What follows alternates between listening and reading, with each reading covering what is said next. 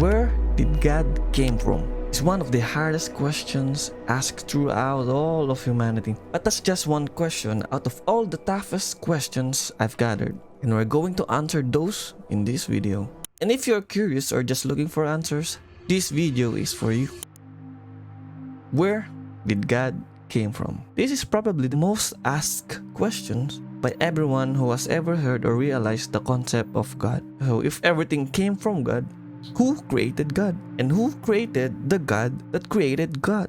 And so on and so on. Where did God came from is also connected to this question. Is there really a God? So we will answer both of these questions at the same time. So is there really a God? We're gonna prove it with 3 arguments that prove the existence of God, which do not rely only on biblical accounts but on nature itself. First is called the cosmological argument or the creation argument. In simpler terms, everything that begins to exist must have a reason to exist. Well, let's make it simpler. Everything must have something that causes it. Okay, let's make it even simpler. There had to be a point where everything started. Everything that is in your room right now came from something. And that something came from something else. And by looking at where everything came from, everything should have a beginning, right? From the rivers to the trees, to the earth, and to the sun, to the planets, to our galaxy, and to the universe. Where did the universe came from? And if you're a Big Bang fan, what was the thing that created the bang? And what was the thing that created the bang made of?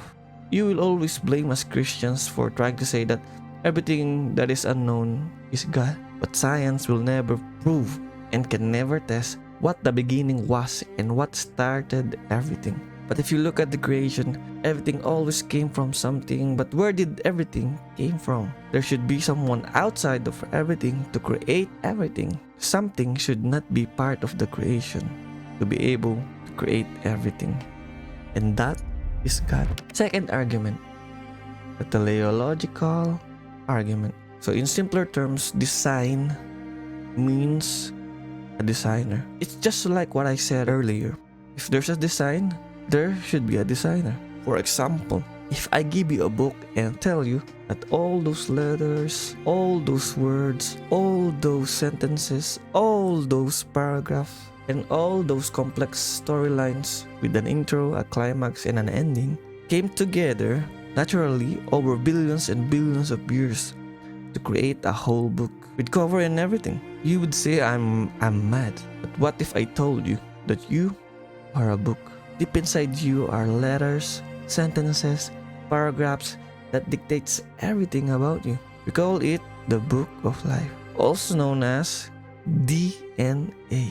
If you look closely at us, you'll understand how amazing, how complex, and how unfathomable our DNA is. Third argument, the moral argument. There are universal laws that all people abide. For example, we know that murdering babies are wrong, destroying nature is wrong, crime is wrong. Moral laws cannot come from purely biological laws. So if there's no God and no morality, then we are basically just animals. It means we can just do whatever we want because wrong is not always wrong and right is not always right. But we know deep inside of us what is wrong and what is right. We know what Hitler did is wrong. We know rape is wrong. We know murder is wrong. Morality have to be objective and have to have a standard. If not, we can just murder people, we can just rape whenever we want, we can just do everything that comes to our mind. Someone have to have set a moral standard within us. Now, let's go back to the first question that we asked. Where did God came from? We will simplify the answer for this one, but actually, we already answered it earlier if you were paying attention. I'm going to ask you a simple question. If you created the computer, are you inside the computer? The answer is no. And if you ask me if God is within or inside His creation, or limited by creation, you'd probably say I'm dumb. So long story short, God did not came from anything. We can only imagine all things have a beginning, but God doesn't have a beginning. God is not bound by time, space, and matter because He is the one who created them. He created everything, but where would He put it? So He created space, but when would it happen? So He created time, and thus everything began. God did not come from anything. He is the source of everything, and He is not in it. He can be through it and above it, but He can never be bound by it. Long story short, God has no beginning and has no end. Why does God allow suffering? Let's answer this question. If there's really a God, why doesn't He do something to prevent this? He cannot be all-loving and all-powerful at the same time. Because if He's all-loving and all-powerful, He can remove all suffering. That means He can only be all-loving God. He loves but cannot do anything about it. Or He's an all-powerful God. He can, but He doesn't care. Let me give you a simple scenario. What if I kidnapped you, tied you in my basement, fed you only the things that I want you to eat, and after 1 week, you were forced to marry me? Would you consider this love? Or would you consider this freedom? The short answer is no. Where did suffering begin? All of creation's beginnings are good, but what corrupted it? Our free will. God didn't want us to be like robots. God wanted us to have free will and to express love. But it's not love if it's forced.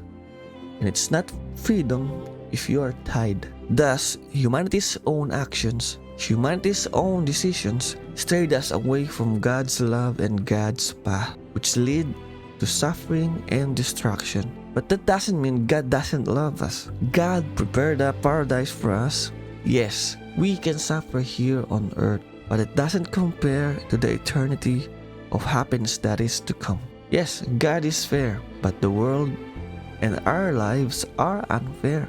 And if you really want God to be truly, truly fair, all of us should already be gone and destroyed. Why?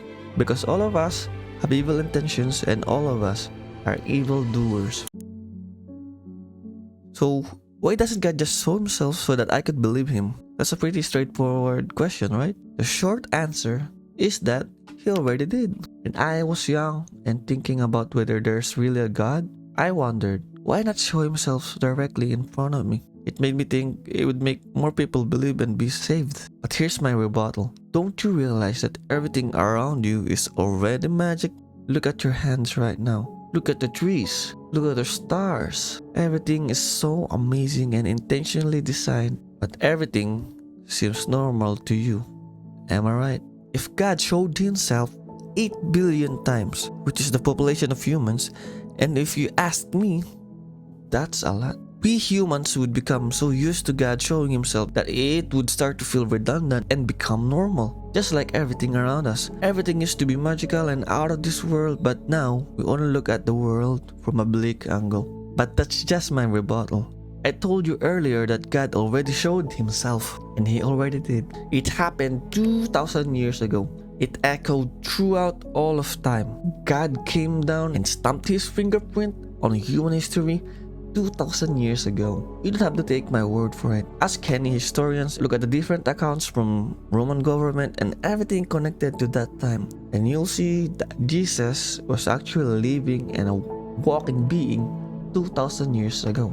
From there, He showed Himself to all of us, to all of mankind, through all time, throughout all of history. He didn't just show Himself to one person at a time. He showed Himself to everyone at the same time, through all of time.